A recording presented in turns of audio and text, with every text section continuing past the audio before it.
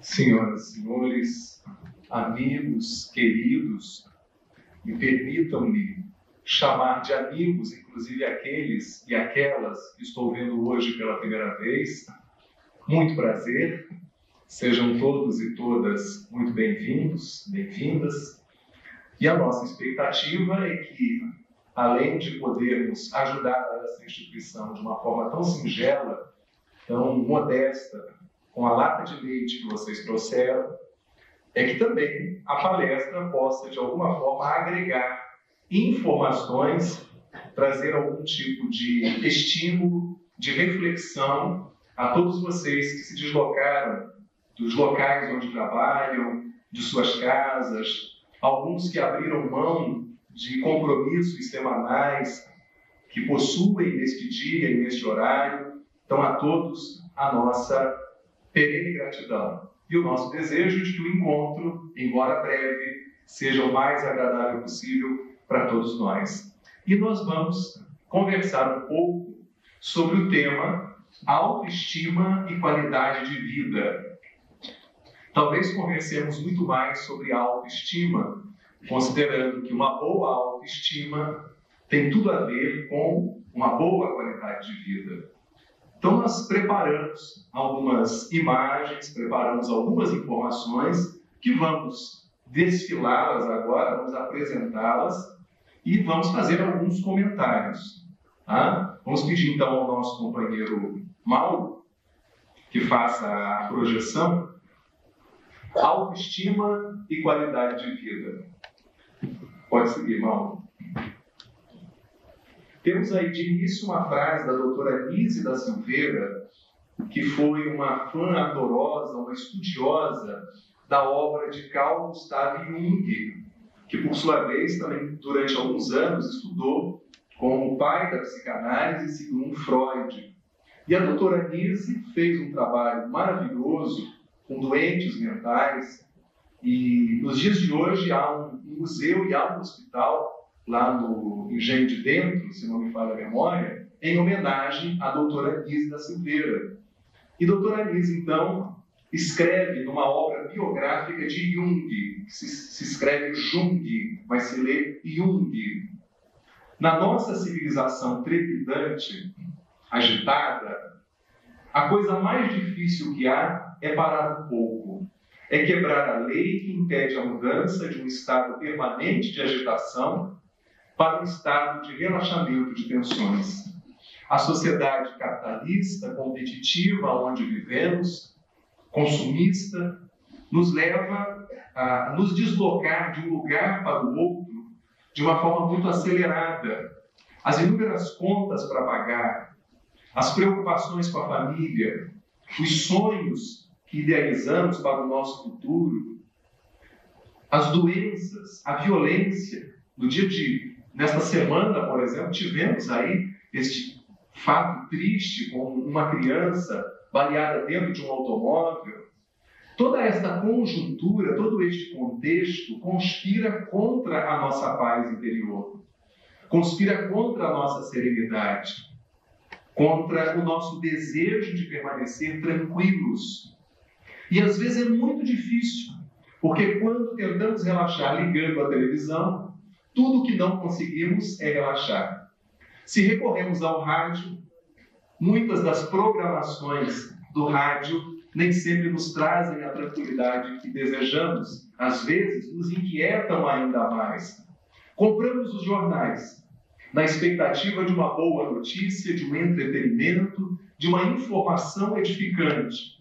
E, no entanto, boa parte dos jornais é destinada ao relato de cenas de violência, cenas de agressividade. Então, tudo isso acaba conspirando contra a nossa paz interior. Mas a doutora Anísia propõe que a gente tente, apesar da dificuldade, fazer uma pausa. Há pessoas que não param, elas parecem ligadas no automático. Me fazem lembrar algumas criaturas permanentemente apaixonadas, como um amigo que uma vez me relatou. Ele me disse que não conseguia viver sem paixão. Então, antes mesmo que uma paixão terminasse, ele já tinha uma outra paixão engatada, engatilhada, porque ele não suportava ficar sozinho. Quantos de nós não somos assim? Não suportamos ficar sozinhos, porque no fundo talvez não nos suportemos. Ficar sozinho nos põe diante do espelho da própria alma, nos põe transparentes diante de nós mesmos. Então é muito mais fácil estarmos ligados a alguém, estarmos com alguém, o que nem sempre representa estarmos conosco mesmos. E quem está consigo pode perfeitamente estar sozinho ou estar com alguém que não perderá o endereço da sua individualidade, não perderá o endereço da sua serenidade, continuará em busca do seu processo de autoconhecimento.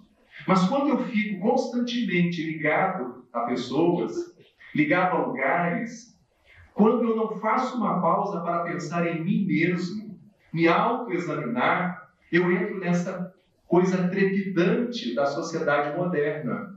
Então, fazer uma pausa é fundamental. Há pessoas que almoçam diante do aparelho de televisão, que fazem todas as suas refeições assim. Não há mais tempo para sentarmos em torno da mesa para comermos juntos, para dialogarmos. Cada um tem um compromisso. A vida é agitada. Há metas a serem atingidas, há compromissos a serem cumpridos. Com isso tudo, aonde é que fica a nossa interioridade, a nossa essência? Ela está sempre para fora, sempre em coisas, sempre em pessoas, sempre em lugares. E a gente vai se perdendo nesse corre-corre da vida. E quando se dá conta, a velhice já chegou, já estamos cansados, não temos o dinheiro que gostaríamos de ter, não temos os bens materiais que gostaríamos de ter conquistado, não temos a tranquilidade que um dia sonhamos para a velhice. Tudo se mostra contrário àquilo que a gente idealizou.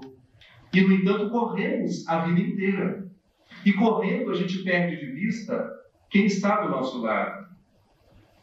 Conheço o caso de uma família em que, para se comunicar, os membros da família só usavam e-mails.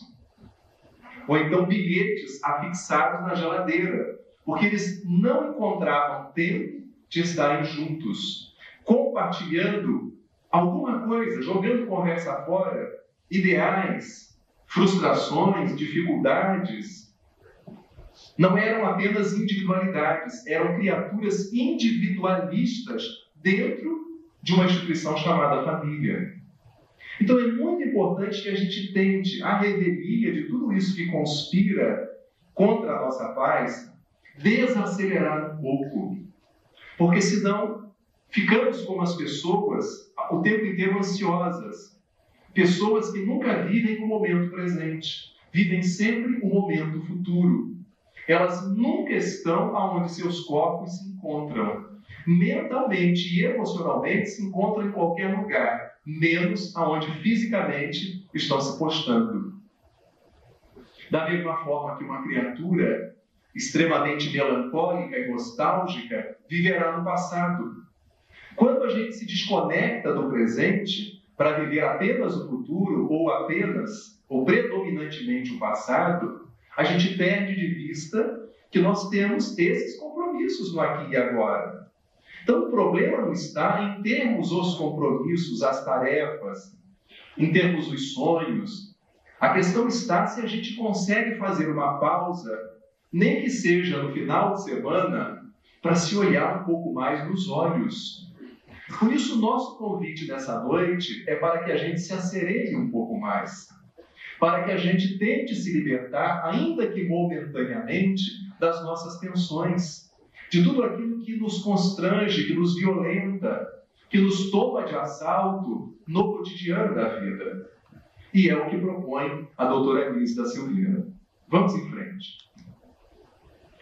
Então nós temos ali o conceito de autoestima, que é um conceito muito simples, muito óbvio, mas inúmeras vezes a gente se distancia dessa coisa óbvia.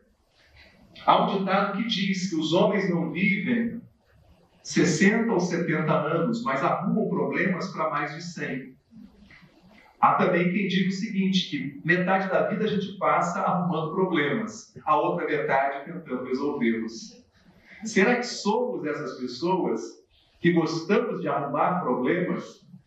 Mas pior do que arrumar problemas é sermos um problema. Porque há criaturas que, aonde se movimentam, são o problema. Será que eu sou o problema na empresa onde eu trabalho? Será que eu sou o problema com os meus familiares? Será que eu sou o problema na instituição religiosa ou filantrópica que eu frequento? Sou o problema? Porque se eu sou o problema, eu tenho que me resolver. Eu tenho que desatar os meus nós. Porque senão eu serei uma pedra de tropeço no caminho das pessoas com as quais eu convivo. E é muito cômodo indicar pessoas que sejam problemáticas, que sejam incômodas, desgastantes, pessoas pesadas. É muito cômodo, mas é pouco responsável da nossa parte fazer isso. Porque a gente deveria admitir, sim, em determinados momentos eu sou problemático, eu crio problemas, eu sou uma pessoa de difícil relacionamento. Mas isso implicaria não apenas em admitir, mas em a criatura tomar alguma iniciativa no sentido de mudar esse quadro, de alterar esse panorama. Porque se eu tenho um problema com 5 pessoas, eu posso dizer que eu sou um problema, e não que as 5 sejam problemáticas. Mas a nossa tendência é sempre colocar a cota de responsabilidade em alguém, ao invés de assumirmos a nosso turno, a nossa cota de responsabilidade num dilema, numa situação conflitiva. Então, a autoestima é a valorização de si mesmo, amor próprio, mas não a ponto de deixar de amar o outro ou de amar menos o outro. Porque muita gente acaba confundindo autoestima com individualismo. Não, farinha pouca, meu pirão primeiro. E depois, se sobrar, é para o outro. Então, primeiro eu. Todas as vezes que eu me coloco em primeiro lugar, isto pode ser autoestima, mas pode ser um tremendo egocentrismo. É evidente que se eu não me gostar, se eu não me curtir exatamente como eu sou, dificilmente eu gostarei de alguém. E há pessoas que colocam o cônjuge ou a cônjuge, colocam o namorado ou a namorada acima de si mesmo. Como pode alguém gostar mais do outro do que de si mesmo? Aí não é amor, aí é paixão. Porque na paixão a gente se funde ao outro. Há uma fusão. Muita gente se casa apaixonada. Depois, quando a paixão vai esfriando, aí descobre com quem efetivamente se casou. E normalmente vem a surpresa, mas foi com essa coisa que eu me liguei? Foi. E agora? Existem 2 caminhos. Ou se separa, ou tenta entender se esta pessoa é a mais adequada para as nossas necessidades. E se somos o mais adequado para as necessidades dela. Mas a tendência é a gente sempre pôr a culpa em alguém. Voltando ao discurso anterior. Não, a culpa é da minha mãe. Ela disse que ele era um excelente rapaz. Não, a culpa é do meu pai. Ele adorava ela. Dizia que ela seria uma excelente nora. Não, a culpa é dela, que fazia aquelas iguarias deliciosas e que acabou me conquistando pelo estômago. E quando eu dei por mim, estava ligado a essa criatura. Então, não colocar uma pessoa na frente, nesse sentido, é importante. Porque se eu não me amo, se eu não me curto, se eu não me reconheço como uma obra-prima divina, com a minha singularidade, com as minhas características pessoais, como é que eu posso admirar o outro? Carl Rogers, psicólogo norte-americano, dizia que a gente deveria admirar as pessoas como nós admiramos o pôr do sol. Porque ninguém diz, eu gostaria que este pôr do sol fosse mais alaranjado. Eu gostaria que esse pôr do sol tivesse menos vermelhidão. Eu gostaria que esse pôr do sol fosse mais amplo. A gente simplesmente contempla o pôr do sol.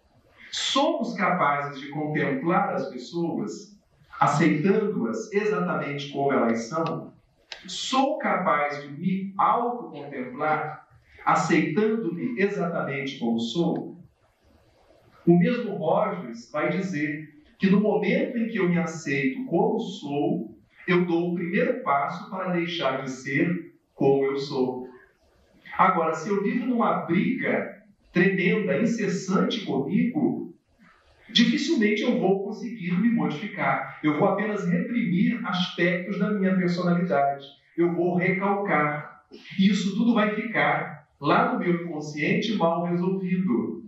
Mas se eu me aceito exatamente como sou, com a perna grossa ou fina, com a cabeça grande ou pequena, com a orelha de abano ou a orelhinha charmosa, com o meu nariz de descendente do povo árabe ou com o meu narizinho francês, se eu me aceito, eu acabo por irradiar isso à minha volta. As pessoas passam a gostar de mim, porque eu próprio estou gostando de mim. E nós temos uma tendência a esperar que apareça alguém para gostar de nós, para que daí a gente passe a se gostar. O outro não me faz feliz. O outro me ajuda para que eu me faça feliz. E eu auxilio o outro a se fazer feliz. Porque se eu espero que alguém venha me fazer feliz, eu vou me frustrar. Mas se eu procuro me fazer feliz à revelia do outro idealizado, seja ele ou seja ela, então se eu tento me fazer feliz, com certeza eu vou conseguir. Mesmo com algumas dificuldades. Mas se eu espero que surja alguém especial, alguém dos contos de fada, com aquele corpo escultural, com aqueles olhos daquela cor, com a inteligência X, com a afabilidade, com a gentileza, é bem possível que eu venha me frustrar, porque não existem pessoas perfeitas na face da Terra. E todos nós temos uma ou outra coisa a ser corrigida. Não há perfeição. Então, ou eu me aceito com a minha imperfeição e aceito o outro exatamente como o outro é, ou não conseguiremos nos entender, e nem eu entender a mim mesmo. Então, a autoestima é a valorização de si mesmo, amor próprio. Falávamos no início que muita gente confunde em relação a dois confusão.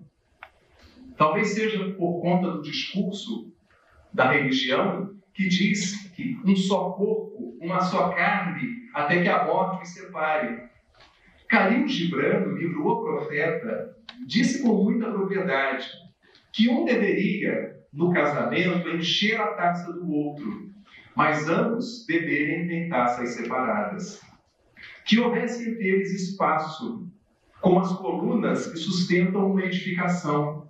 Sustentam juntas, porém separadas, cada qual no seu lugar, adredemente estabelecida pelo engenheiro, pela pessoa que fez a fundação da obra, fez a sua projeção.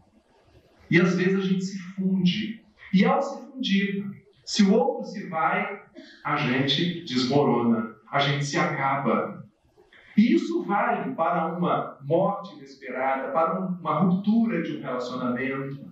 Se eu deposito única e exclusivamente em alguém todo o meu potencial de felicidade, eu vou me frustrar. E há pessoas que vivem exclusivamente uma para a outra. Eu tive uma aluna na Universidade Estácio de Sá, quando falávamos em sala de aula sobre ciúme, ela levantou o braço e disse assim: professor, eu sou extremamente ciumenta, já fui muito mais. E quero dizer que eu fui do tipo que quando meu marido chegava em casa, eu cheirava as camisas dele. E eu ia na carteira para ver se tinha algum cartãozinho e também recorria à agenda dele. E um dia eu encontrei na agenda dele, logo na letra A, enquanto ele tomava banho, a palavra atrevida. E disse assim: sem vergonha. Sem vergonha. Então ele tem uma amante.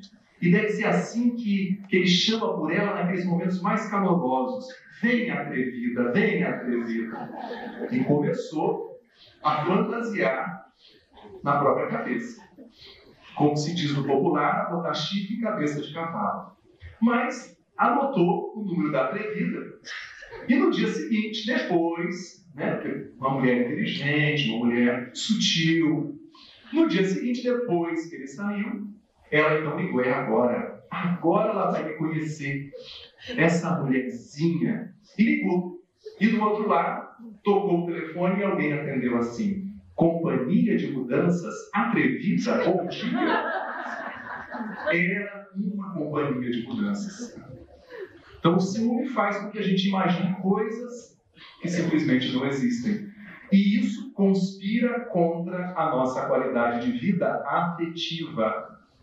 Porque não estamos falando apenas de qualidade de vida do ponto de vista econômico, do ponto de vista político, mas, sobretudo, do ponto de vista afetivo. Do afeto que podemos nutrir por alguém e que podemos nutrir por nós mesmos. Por isso, valorizar a mim mesmo, sem depreciar a ninguém e sem colocar o outro acima de mim, principalmente em se tratando de uma relação a dois, uma relação amorosa, é fundamental. Outro dia alguém me dizia que não podia nem frequentar uma reunião num determinado tempo religioso porque o marido precisava que a janta fosse colocada todos os dias no mesmo horário. Mas se não pode não, ele reclama. Mas quem é que se submeteu a isso ao longo da vida? A própria pessoa. Então hoje, descondicionar o marido é mais complicado. Por quê? Porque vestiu-se aquele estereótipo da mulher submissa, da mulher que não expõe suas ideias, da mulher que não reclama seu espaço, seu lugar, reclama não no sentido de ficar brigando com o marido, reclama no sentido de reivindicação mesmo, de algo que lhe é por direito, é algo que faz parte da natureza de uma relação, e não essas distorções que a gente encontra por aí. Vamos ver o conceito de qualidade de vida. É a percepção do indivíduo da sua posição na vida, no contexto de sua cultura e dos sistemas de valores da sociedade em que vive, e em relação a seus objetivos, expectativas, padrões e preocupações. Aí já começa a complicar um pouquinho mais. O conceito de autoestima é um pouco mais simples. Então, a qualidade de vida tem a ver com a minha percepção acerca do papel que eu ocupo no meio social em que eu me movimento. Sou querido ou sou detestado? Sou identificado como uma pessoa de caráter? Uma pessoa justa, honesta? Que valores eu transmito e que permitem que as pessoas me identifiquem desta ou daquela maneira? Aonde eu trabalho? Dentro de casa, como eu sou visto? No ambiente religioso, na ONG, nas ruas, como que as pessoas me enxergam e como que eu me enxergo dentro desse contexto? Estou satisfeito com a imagem que as pessoas leem a meu respeito? Muita gente diz assim: me decepcionei com fulano ou com fulana. Mas se fulano ou fulana nunca nos disse que era solidário, era gentil, era honesto, era sincero, será que foi uma decepção com fulano ou foi uma decepção com a nossa própria leitura sobre fulano? Então, na verdade, não foi fulano que nos decepcionou. É bem mais provável que a gente tenha se decepcionado com a nossa própria construção, com a nossa própria leitura distorcida acerca do comportamento de fulano ou de fulana. Mas a nossa tendência qual é?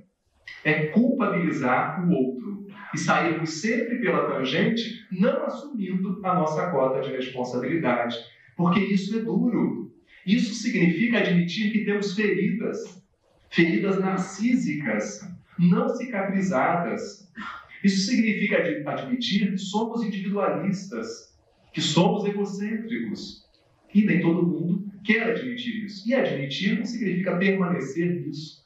Admitir é o primeiro passo para que a gente deixe de ser isso. Então, como eu me insiro na cultura do lugar onde eu vivo?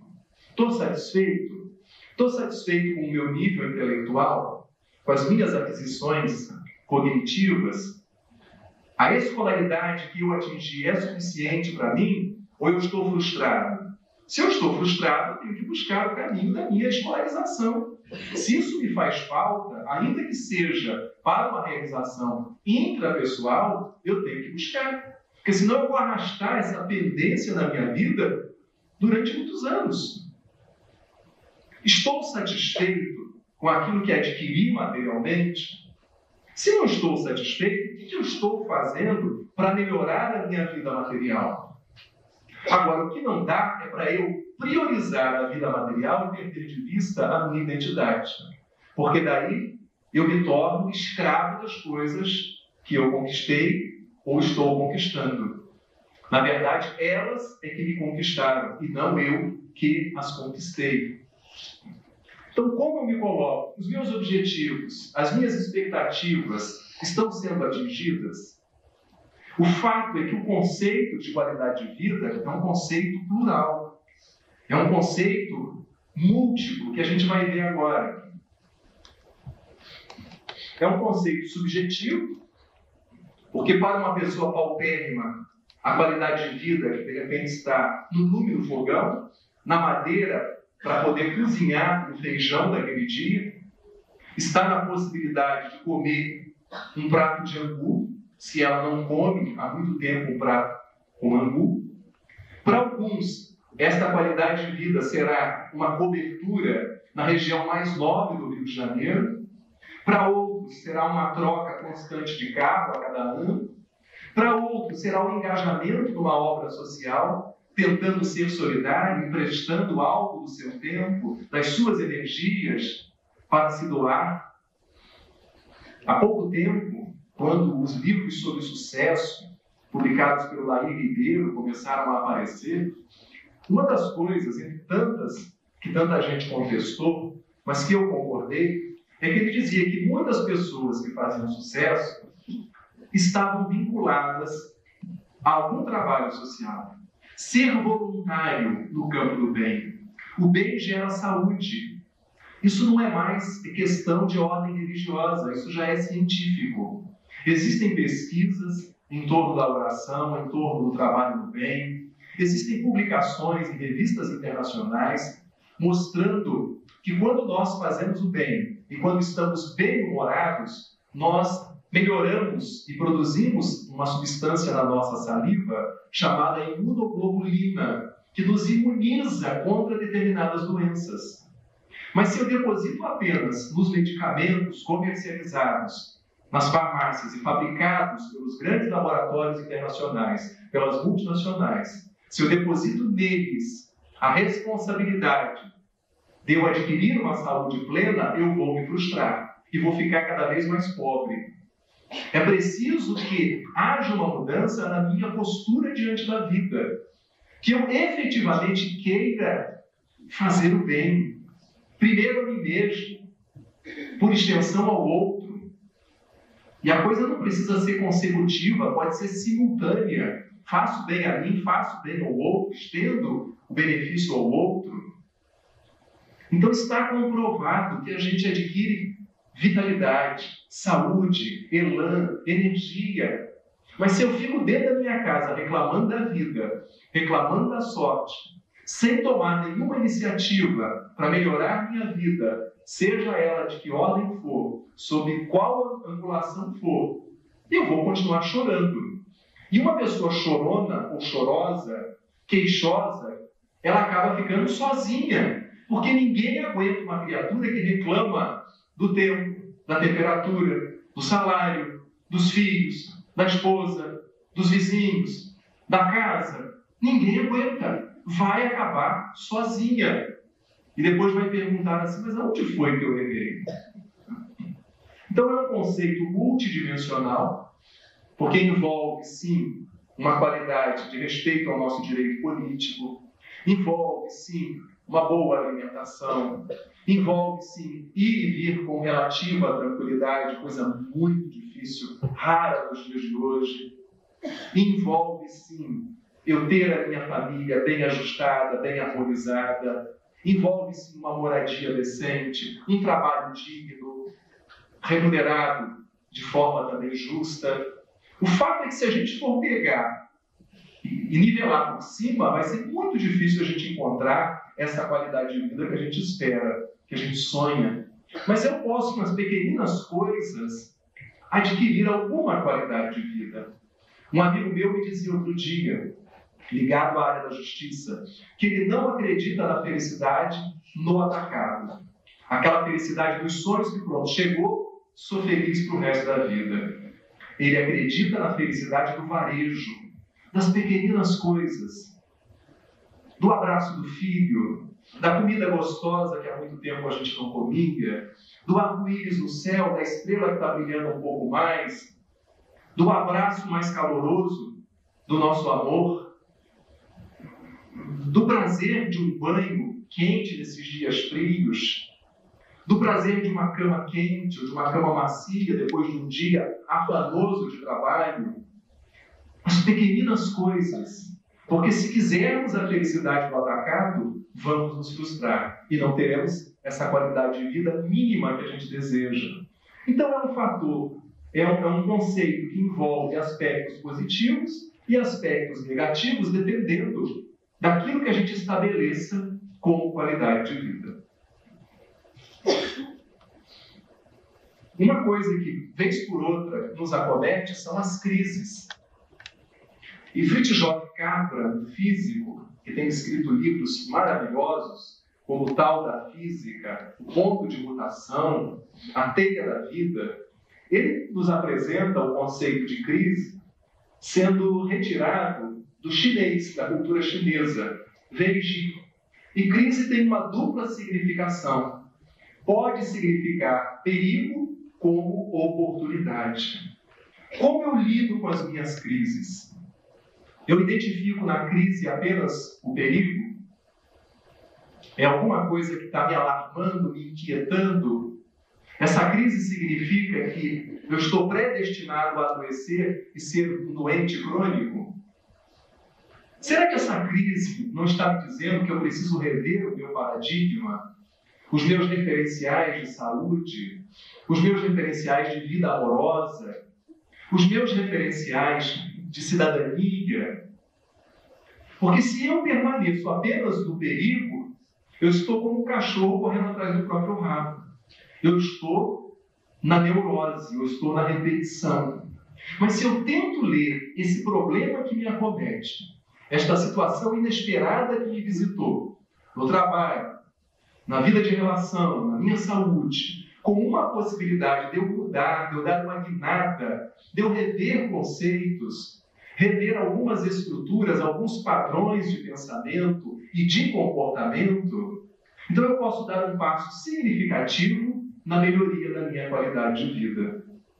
Mas se eu identifico apenas como perigo, ou como uma sorte, ou como uma culpa que fizeram para mim, que tem gente que até nisso bota a culpa. Não que isso não exista, longe de mim, não admitir a existência dessas coisas. Mas a tendência é sempre fazer a transferência. Mas aonde foi que eu errei? Aonde foi que ao longo da minha trajetória eu negligenciei alguns aspectos essenciais da minha saúde? Foi quando eu quis consumir mais, quando eu quis acumular mais?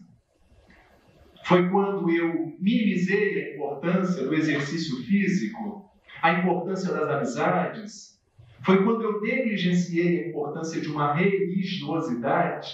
E não estamos falando aqui de nenhum rótulo religioso, estamos falando de sentimento, que religião é forma de crer. Quando falo em religiosidade, estou me referindo à forma de ser, uma postura diante da vida que transcende a qualquer rótulo. Como eu me posiciono diante disso? Porque se eu me quero cuidar de forma integral, eu não devo negligenciar nenhum ângulo da vida. Eu sou um ser social, intelectual, ecológico, espiritual, econômico, político, cultural. Eu tenho essas múltiplas dimensões e necessito atendê-las.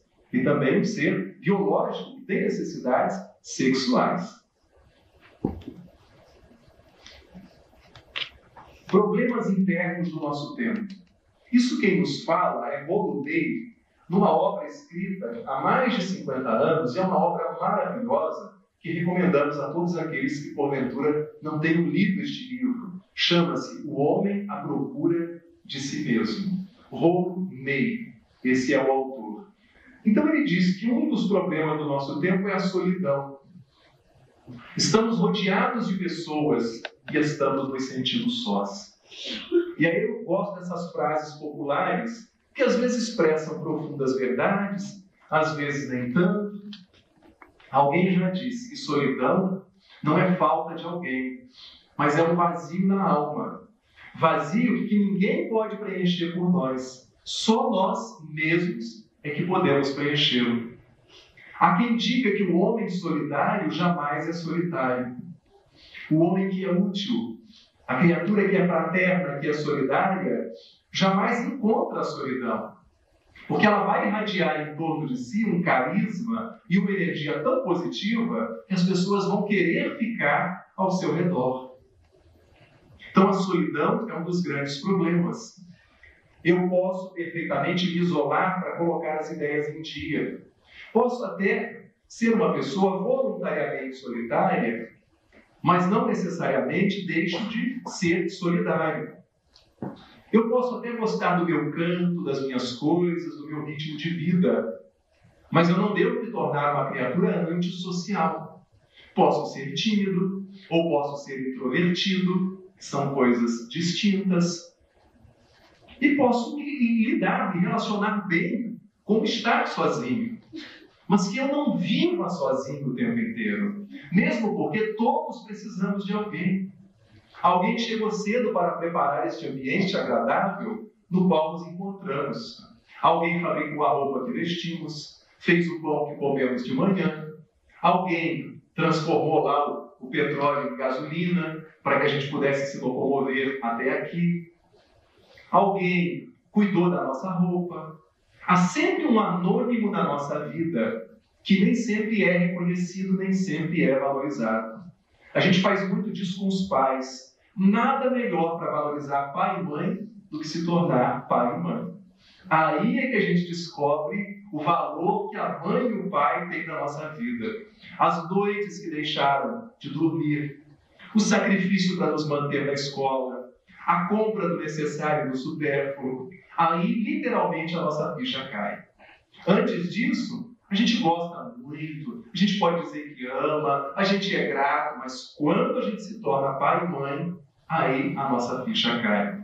Então, solidão é um dos problemas internos do nosso tempo, que dependendo da forma como eu lide com ela, eu terei uma maior ou menor qualidade de vida. Há pessoas que terminaram uma relação e estão muito bem sozinhas.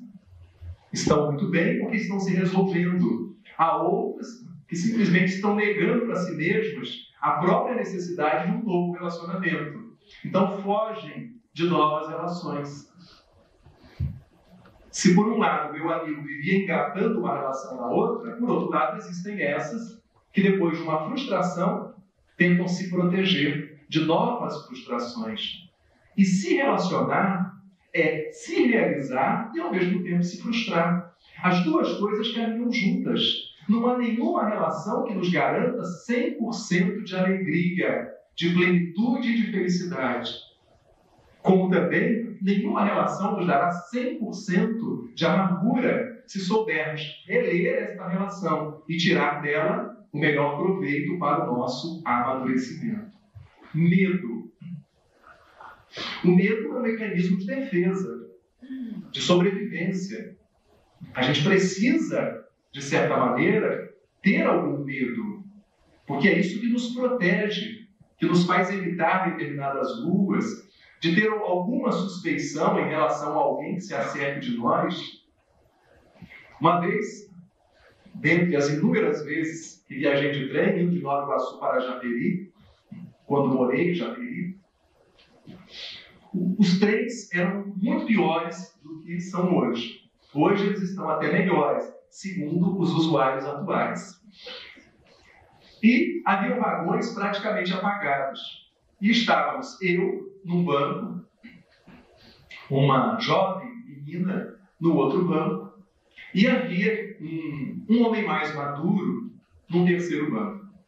E eu notava, isso só nós três nesse único vagão, e eu notava que a cada estação o homem se aproximava mais daquela jovem. E eu dizia, meu Deus, eu preciso ser corajoso. Eu vou ter que defender essa menina aqui. Eu não posso sair correndo. E comecei a acreditar, por estar com medo, que aquele homem estava mal intencionado. E ela permanecia de cabeça baixa. Até que numa estação ele sentou praticamente do lado dela e o meu coração disparou. Falei, é agora. E ele então perguntou, você está passando mal? Você está sentindo alguma coisa? Aí eu quase empatei. Meu Deus do céu, o homem queria ajudar. E eu estava aqui imaginando que o sujeito, claro, poderia de início querer ajudar e depois ter outras intenções. Mas a moça simplesmente levantou a cabeça, deu atenção a ele. Na estação próxima, seguinte, ele já saltou. Então, ao que tudo indica, era um homem realmente preocupado com o bem-estar dela. E eu, acuado, prisioneiro do meu medo, não fui capaz de me aproximar e nem sequer de perceber que ela tinha uma necessidade, talvez de uma medicação ou de um pouco de atenção. Nós fomos capazes, os americanos foram capazes de chegar à Lua, mas nós hoje temos medo de botar o pé para fora do portão da nossa casa. O dia a dia de quem vai trabalhar, principalmente nos lugares mais distantes, é incerto, cheio de inquietações. Mas nem por isso a gente deve deixar de enfrentar essas situações e tentar administrar o nosso medo para que ele não se transforme numa fobia, que é um medo excessivo, descontrolado, exacerbado, que reclama terapia, que reclama muitas das vezes uma prescrição de medicação da parte de um psiquiatra. A rotina, não temos como fugir de alguma rotina. A rotina é como se fosse uma ferrugem na engrenagem de um maquinário, de uma máquina. A rotina nos faz fazer as coisas de maneira repetitiva, cansativa. Mas a gente precisa tentar driblar essa rotina com um pouco mais de criatividade. Conversando com um professor aqui da Unip, que já tem mais de 50 livros publicados, um homem extremamente culto, livre-docente pela Universidade Gama Filho, o professor José Carlos Leal, ele disse, certa feita, que o nosso cérebro se condiciona e a gente precisa tentar descondicioná-lo, tentando fazer coisas de forma diferente das quais a gente tem feito. Então ele citava uma coisa simples, trivial, como abotoar uma camisa de cima para baixo, se a gente sempre faz assim, de baixo para cima. Como tentar usar um pouco mais a mão esquerda, se somos destros, ou usar mais a mão direita, se somos sinistros. Então ele dava algumas recomendações para que a gente ativasse um pouco mais o nosso cérebro. E ele, inclusive, dizia que, embora tendo automóvel, veja um exagero, ele não andava de automóvel, só andava de condução coletiva, porque ele gostava de ler. Falei, olha, professor, eu gosto muito de ler, mas assim como o senhor, isso é uma tara. É uma tara pela literatura, porque não andar nem de automóvel. E ele dizia que lia 4 a 5 livros, quase que simultaneamente, e que escrevia também, reservava um dia para cada livro. Tanto que, com seus 60 anos, ele tem praticamente um livro por ano. Mais de 50 livros publicados. Mas o que nos interessa nessa história é a gente tentar se libertar dos condicionamentos. Acordar, escovar os dentes, tomar café, tomar um banho, é inevitável. Mas como eu vivo a minha rotina? Vivo com um certo bom humor? Tento fazer piada com a minha própria rotina? Eu tenho uma amiga que aqui está presente, que ela faz diariamente o trajeto de Nilópolis para Seropédica. E todas as vezes que eu ligo ela está no ônibus, ela tem sempre uma piada, tem sempre uma tirada, para tentar lidar com essa situação de uma maneira mais cômica, tornando o seu fardo um pouco mais leve. E a gente deveria fazer assim, médicos, professores, donas de casa. trabalhadores braçais, burocráticos, enfim. E liberdade. Conheço muitos homens que, apesar de casados, continuam querendo viver como solteiros. Como? Se a opção por casar-se implica em abrir mão de alguma coisa. Não da liberdade total e restrita, mas de alguma liberdade. É preciso moldar a nossa vida, agora a dois, de forma diferente daquela de quando éramos sozinhos. Ou mulheres que se casam e querem continuar vivendo como solteiras. Alguma adequação a gente tem que fazer. Como querer conciliar um trabalho onde temos uma remuneração baixa com um gasto que é 3 vezes aquilo que a gente ganha? Aí já vira uma compulsão. E tem muita gente que se descontrola e entra na compulsão pelo gasto, na compulsão pela comida, na compulsão pelo exercício físico, tentando compensar os seus vazios existenciais. E aí a gente perde o endereço da nossa própria identidade. A gente prioriza o que é supérfluo em detrimento do necessário.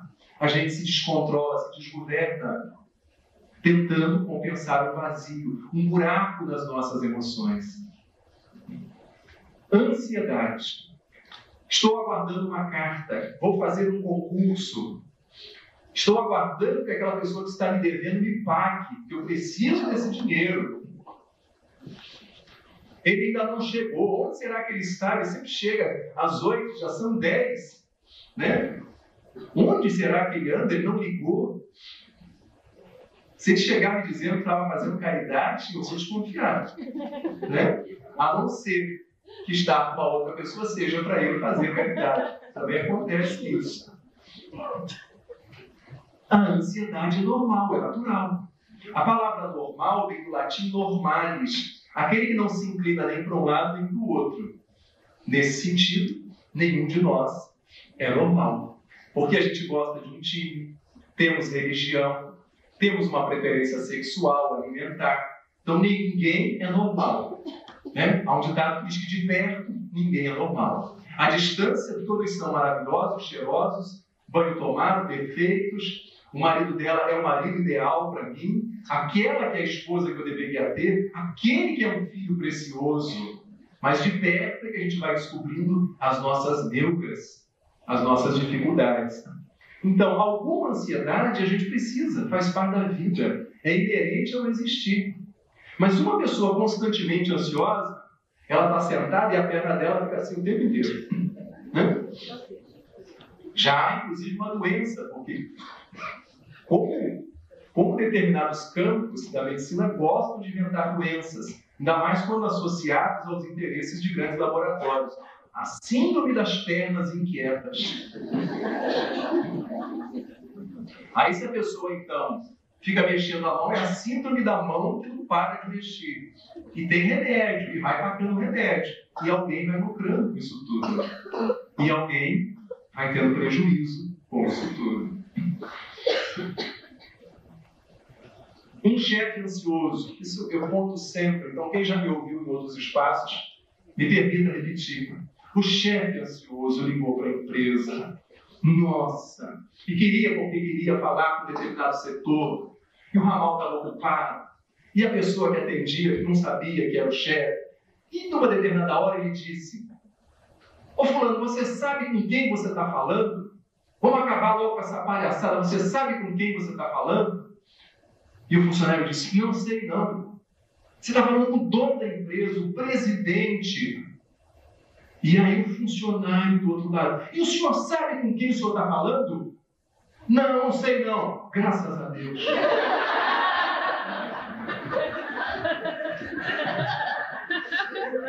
Conseguiu se esconder, né? Ela perdeu o emprego. Incapacidade de decidir. A relação está desgastada, ela sofre.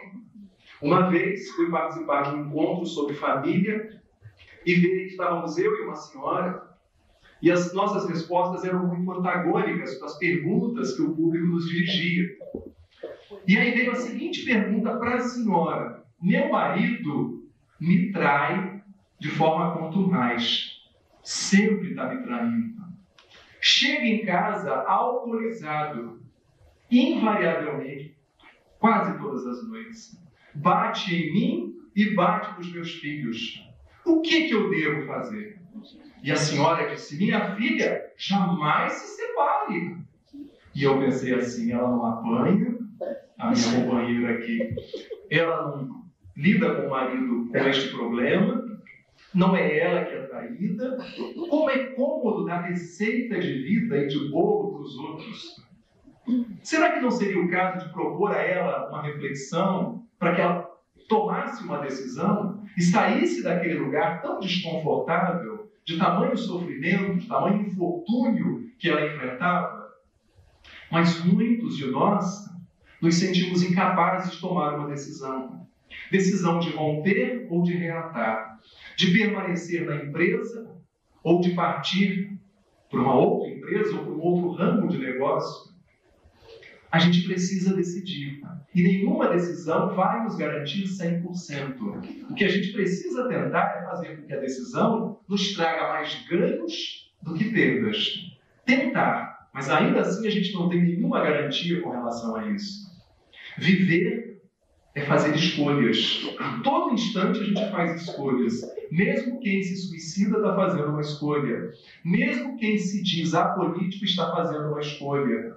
Mesmo quem se diz religioso está fazendo uma escolha. Nesta noite fizemos uma escolha de estarmos aqui. Alguns estão sentindo que fizeram um bom investimento, outros devem estar arrependidos, outros ainda estão em dúvida, aguardando o término para fazer uma avaliação mais adequada, mais ampla, mas estamos fazendo escolhas. Desespero generalizado. É o que parece graçar na sociedade. Uma perda de referenciais do que é certo, do que é errado, inversão de valores, jovens praticamente no mundo da criminalidade, crianças fazendo uso de tóxicos, pais matando e estuprando filhos, filhos matando pais, alunos agredindo professores e professoras. Enfim, como se posicionar diante desse desespero generalizado? Qual é o meu referencial? Em que eu me seguro? O que me apoia no meio deste mundo tão aturdido? Lembrando também que o mal calça tamanco de madeira, faz ruído, faz alarde. O bem é silencioso, calça sandália de veludo.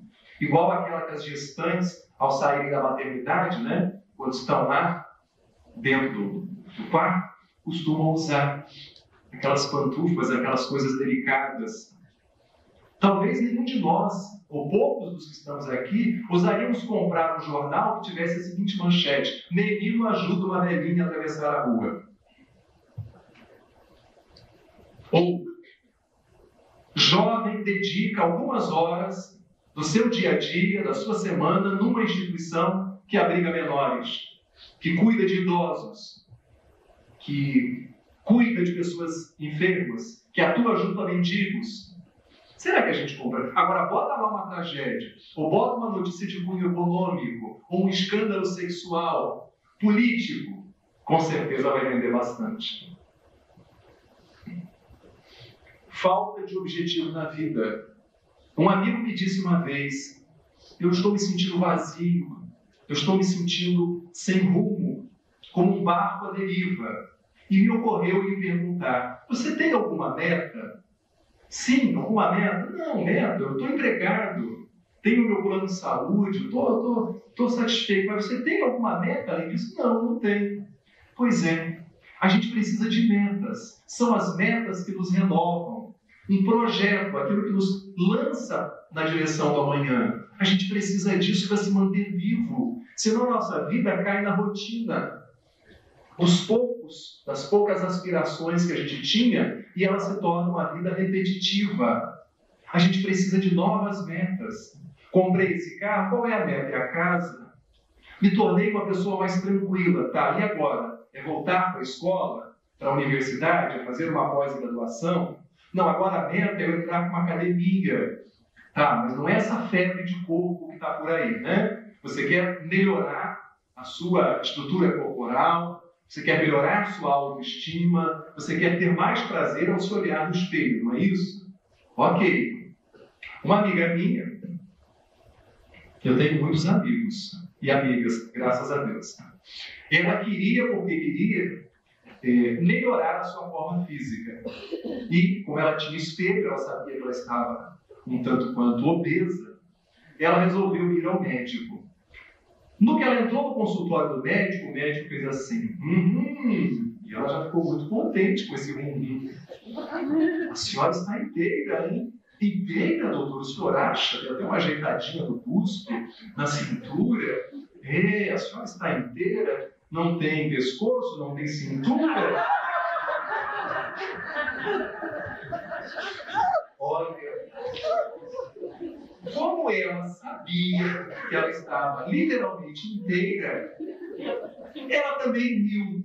É possível que outras mulheres não achassem graça nenhuma nisso, que dessem com a porta na cara do médico. Mas ela riu. E ela falou justamente, doutora, por isso que eu estou aqui. Eu não quero ser tão inteira.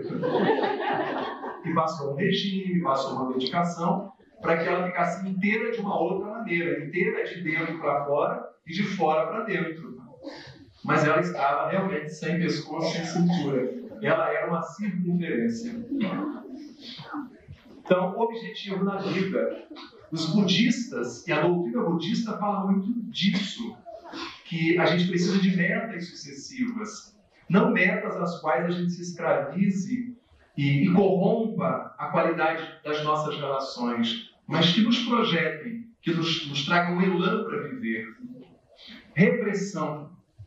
Leonardo Boff, teólogo, escreveu com um terapeuta belga, Jean-Yves Deleuze, o livro Terapeutas do Deserto. E nesse livro ele fala o quanto a gente se reprime. A gente reprime a nossa sexualidade.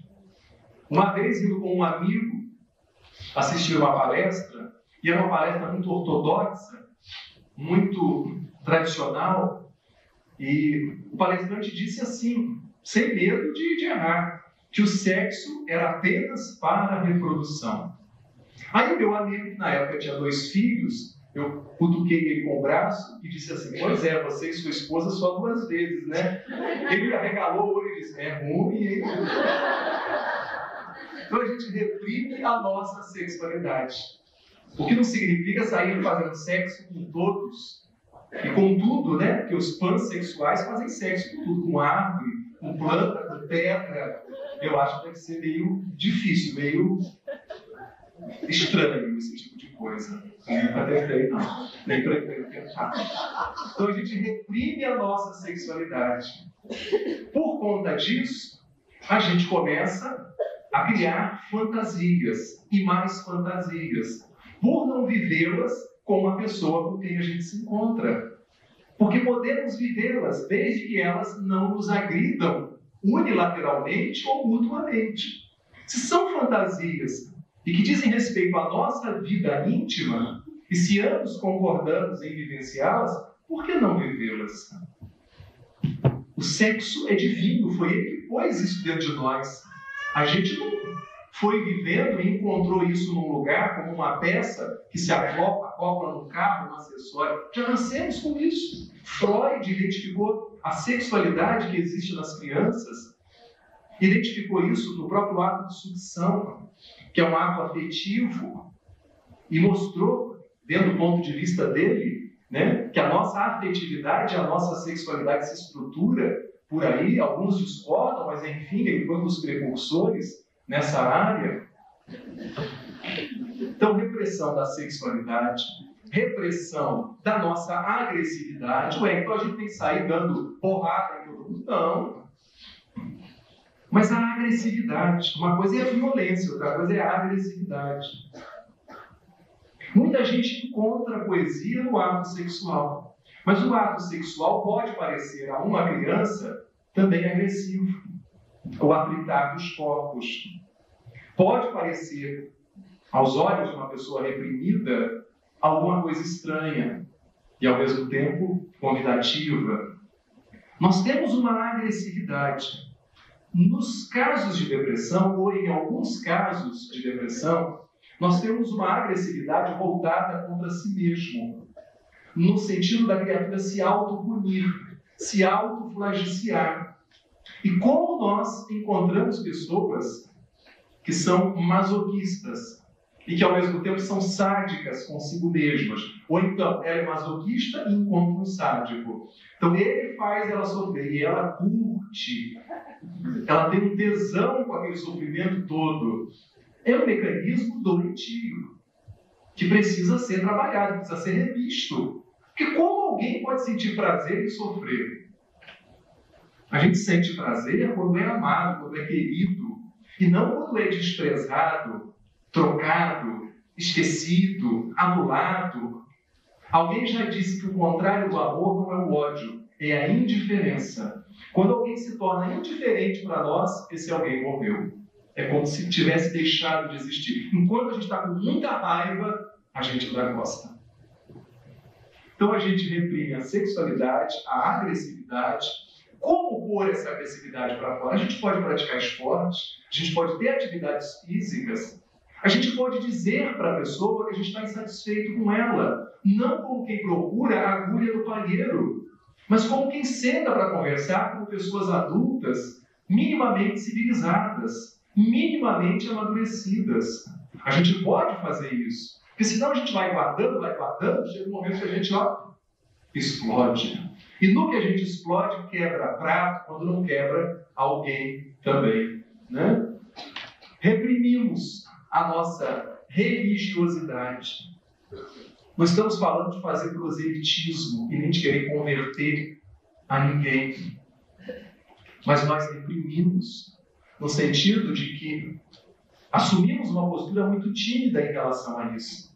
Quando poderíamos, por gestos incomuns e generosos, atestar para os que estão à nossa volta a nossa singularidade, a nossa religiosidade. Léo Buscalia, num livro maravilhoso intitulado Vivendo, Amando e Aprendendo, um psicólogo americano que muda completamente a dinâmica das suas aulas quando uma das suas alunas do curso de psicologia se suicida, e ele chega e pergunta: mas cadê fulana? Ué, professor, o senhor não soube? Soube de quê? Fulana se suicidou. Como? Fulana que se sentava na primeira fila se suicidou. Ele reformula depois de viver uma crise e resolve falar apenas de amor.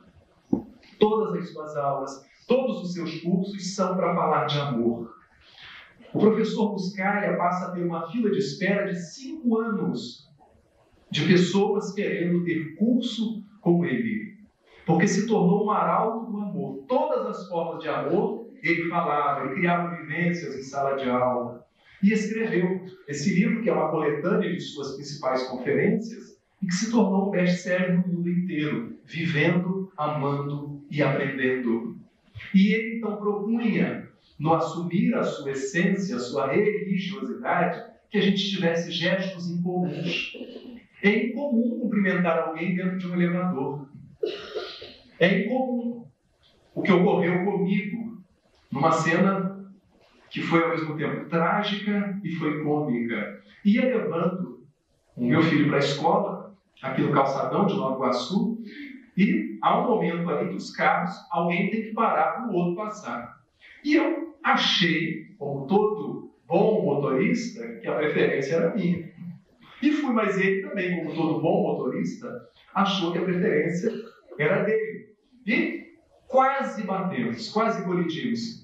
Com muita amabilidade, eu engatei a ré, puxei o carro para trás, né? Uma cara muito cortês, muito afável.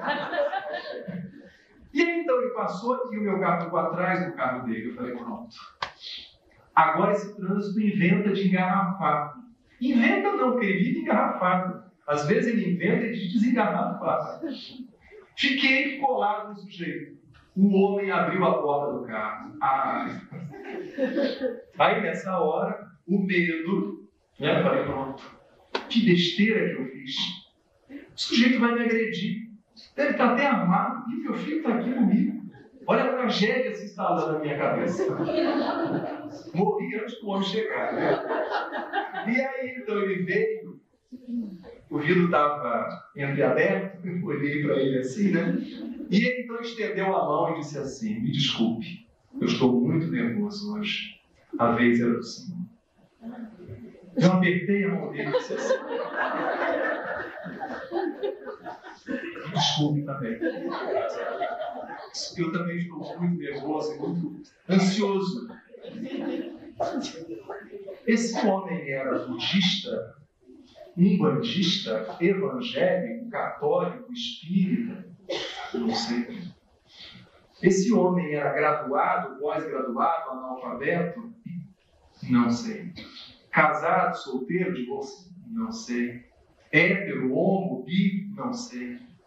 Sei que ele teve um gesto que eu não tive coragem de ter. Um gesto incomum. Um gesto de alteridade, de respeito à diferença e ao diferente. Um gesto de reconhecimento que a preferência era minha, que eu não tive com ele. Eu apenas reagi à ação dele. E eu fiquei pensando: meu Deus, com todas as coisas que passam pela minha cabeça, por que eu não fiz isso? Mas passou, eu aprendi a lição. Até o próximo engarrafamento. Infelicidade. Infelicidade, que eu costumo dizer que a gente é infeliz em boa parte das vezes porque a gente quer. Porque a gente vive permanentemente insatisfeito. Uma dose de insatisfação é boa, é necessária, mas uma permanente insatisfação nos torna criaturas ainda mais neuróticas do que já somos. Alguma insatisfação nos mobiliza a mudar o quadro, a mudar o estilo de vida. Mas uma insatisfação permanente, a gente nunca vai ter ninguém do nosso lado, nunca vamos parar em lugar nenhum. E vamos continuar botando na conta do outro, encontrando bodes expiatórios para as nossas dificuldades.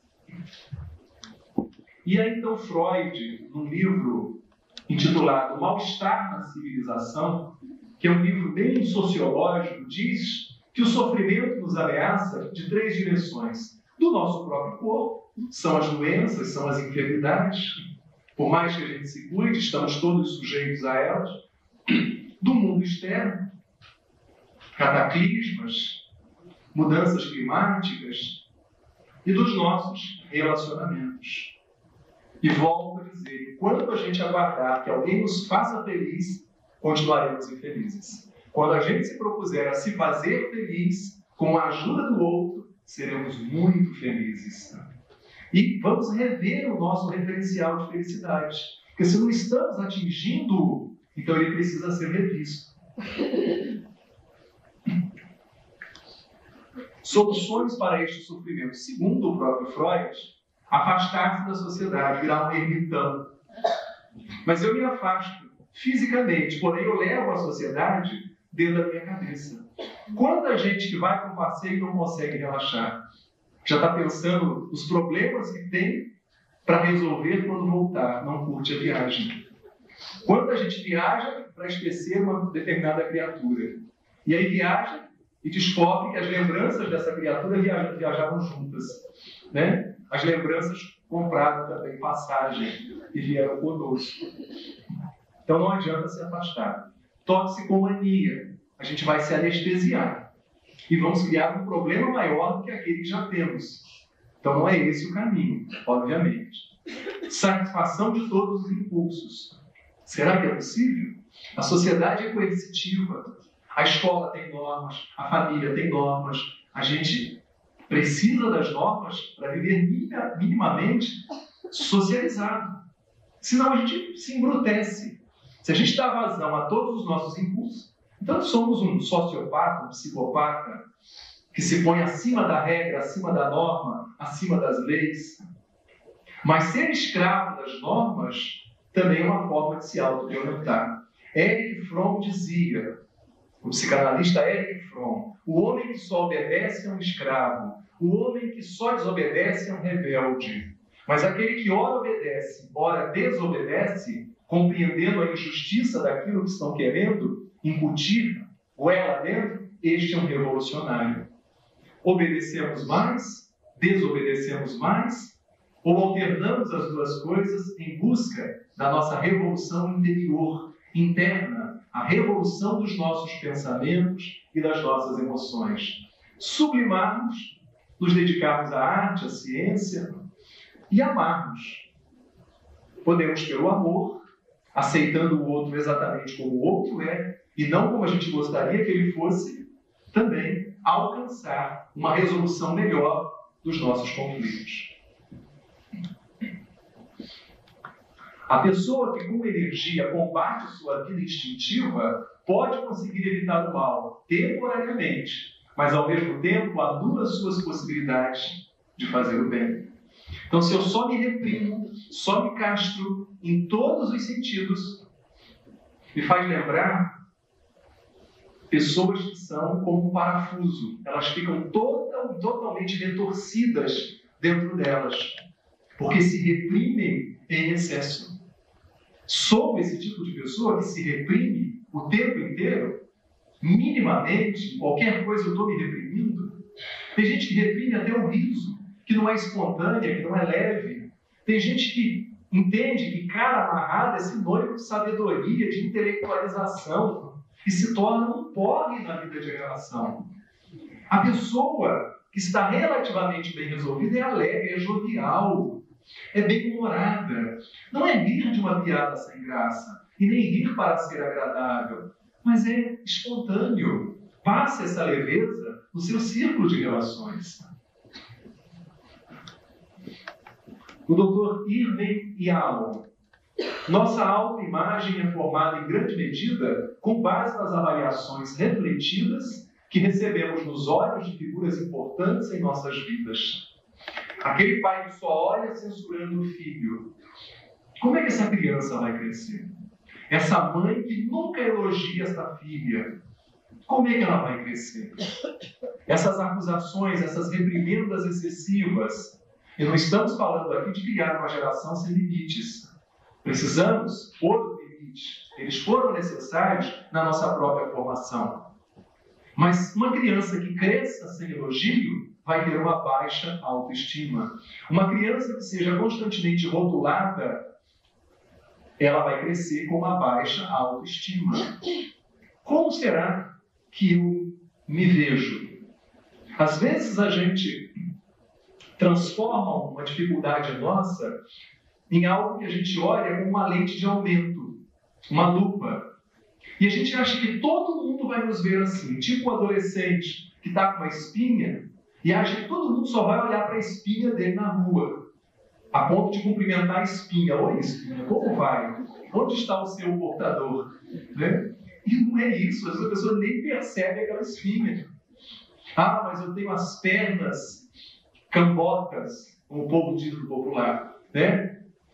Ah, mas será que é isso que chama mais a atenção das pessoas em relação a você? De repente as pessoas se interessam tanto pelo teu sorriso, se interessam tanto pela beleza das suas mãos, de repente o seu cabelo chama tanto a atenção de forma positiva e ninguém está prestando atenção no fato do teu nariz ser desse jeito. Quem tem fixação em boca é fonoaudiólogo e dentista. Né? Agora, se ele é angiologista, ele vai olhar para as tuas pernas. É inevitável. Né? Por força, cavacos do ofício, por força da profissão. Mas a gente tende a se desmerecer muito e achar que aquele problema que a gente está vendo está estampado na nossa cara. Que aonde quer que a gente ande, todo mundo está lendo. Ó, está deprimido. Ó, está mal resolvido, está mal amado. E não é assim. Isso é uma distorção da nossa cognição. Isso se chama leitura mental. Eu entro na cabeça do outro e acho que o outro sabe exatamente o que está se passando comigo. Então o outro está me olhando e eu acho que o outro está completamente desagradado ou está se desagradando daquilo que eu estou falando. Apenas porque ele está me olhando fixamente. Então o outro começa a sorrir, eu acho que está debochando daquilo que eu estou falando. Que isso? Então esse sujeito não vai conseguir mais viver. Porque ele vive plugado nos outros. O que os outros fazem ou deixam de fazer é o que determina o que ele é. Há pessoas que têm dentro de si um promotor e um juiz, mas não possui um advogado de defesa. Em qualquer tribunal da vida e do mundo vai ter um advogado de defesa. Tenho comigo um advogado de defesa que nos momentos em que eu estou me sentindo para baixo, ele diz: opa, para com isso. Você não merece ficar para baixo, você merece outra coisa. Você merece viver melhor. Como é que eu me posiciono? Tenho um advogado, dou voz a ele? Dou cidadania a ele, na minha cabeça? Ou é só o promotor e o juiz me condenando, me acusando?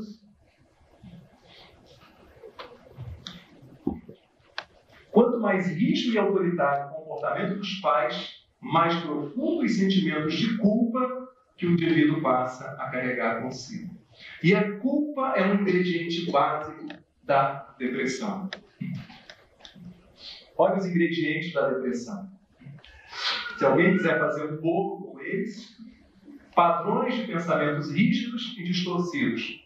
Um deles é a leitura mental. Então eu sou telepata, eu entro na cabeça dos outros e já sei o que os outros estão pensando a meu respeito. E aí eu vivo. Não vou agir, só vou reagir.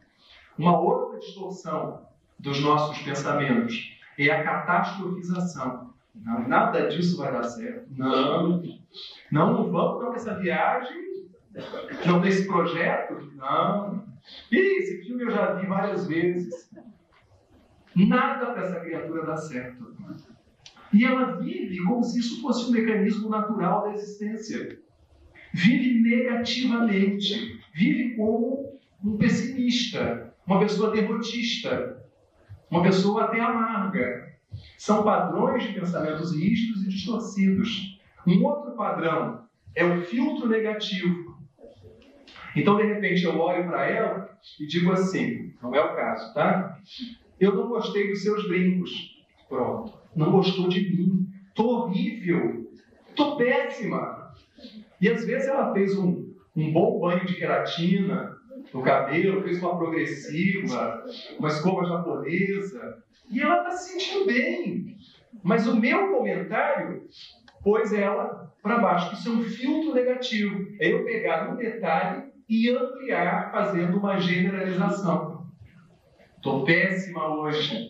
Estou péssima. Por quê? Porque a roupa que eu queria vestir não está lavada? Por isso você está péssima? Mas que bobagem! Teu guarda-roupa está cheio de roupa.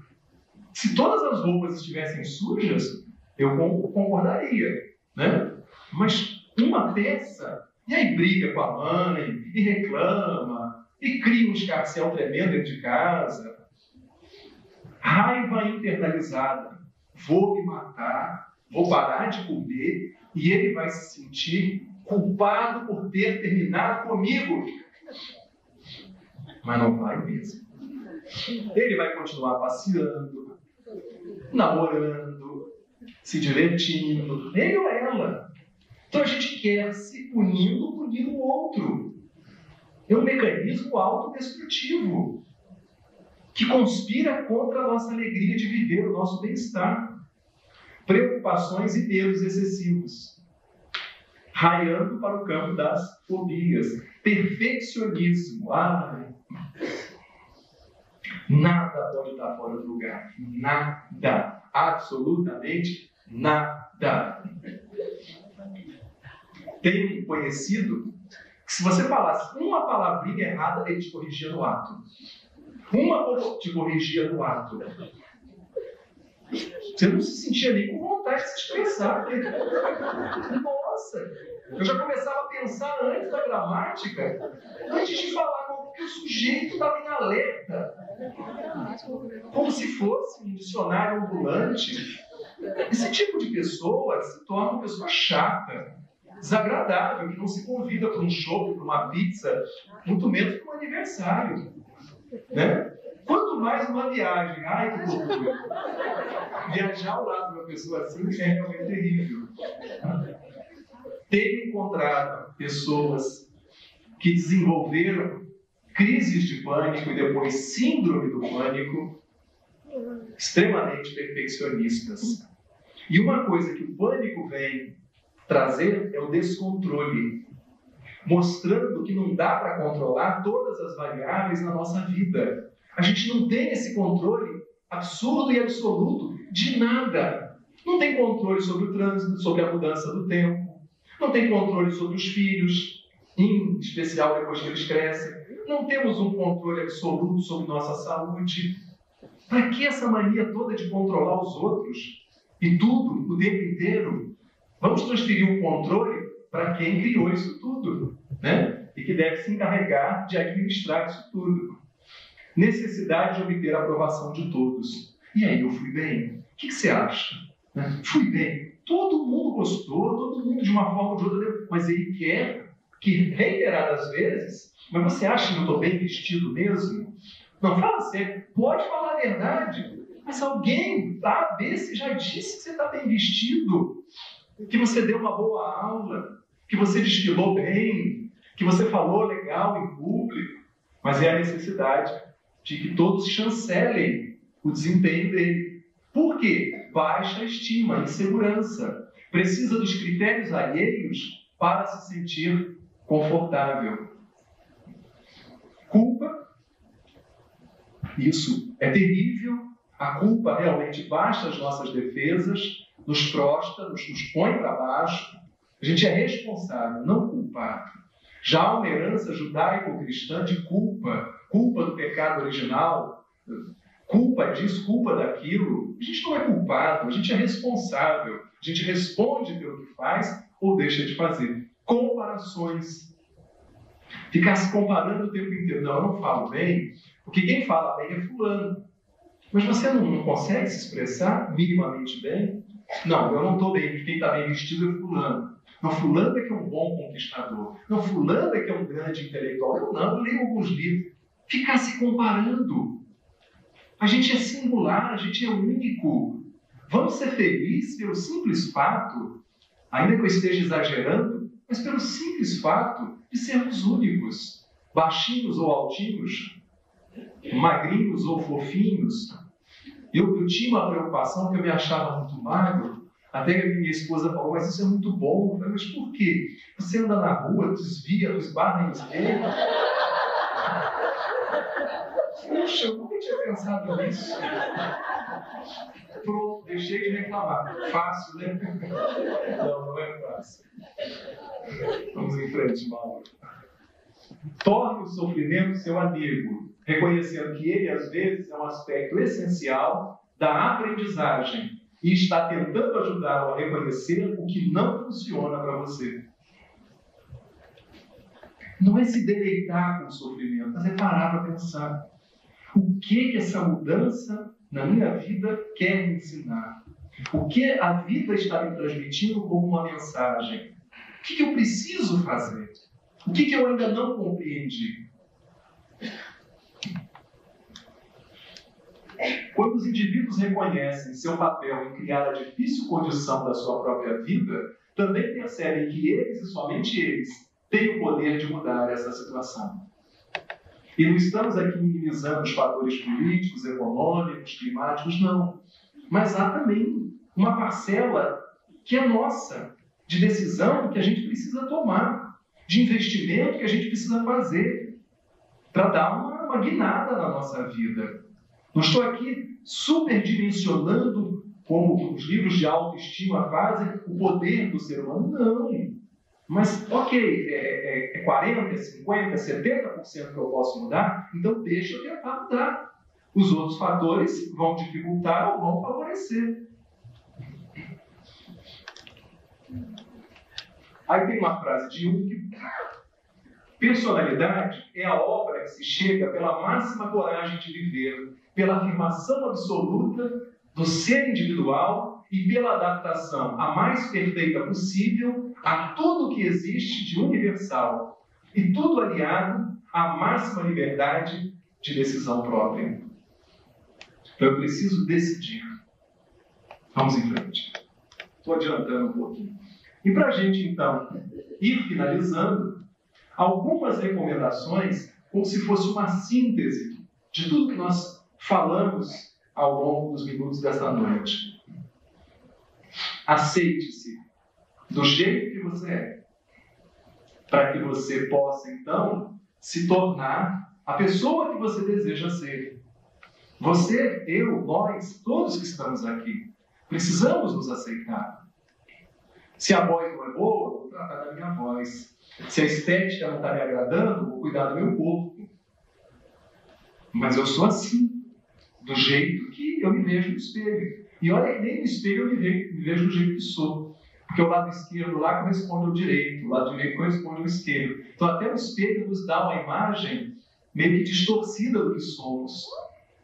E se eu for apenas me basear no que os outros dizem a meu respeito, eu não vou viver, eu vou ser uma pessoa teleguiada. Seja autêntico. Ser autêntico não é atropelar ninguém, não é ser agressivo, hostil. Concordo, não concordo. Às vezes é muito mais fácil a gente dizer assim: olha, eu tenho um outro modo de pensar. Que eu discordo, cria uma barreira. Olha, eu tenho um outro pensamento. Eu concordo em parte com o que você falou, se de fato concordarmos em parte.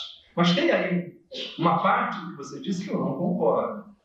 Eu tenho uma outra maneira de pensar, eu concordo em parte. São formas da gente melhorar a nossa relação interpessoal e de sermos autênticos. Não crie expectativas excessivas. Grandes expectativas trazem grandes frustrações. Não responsabilize os outros pelos seus fracassos. Livre-se da autocompaixão.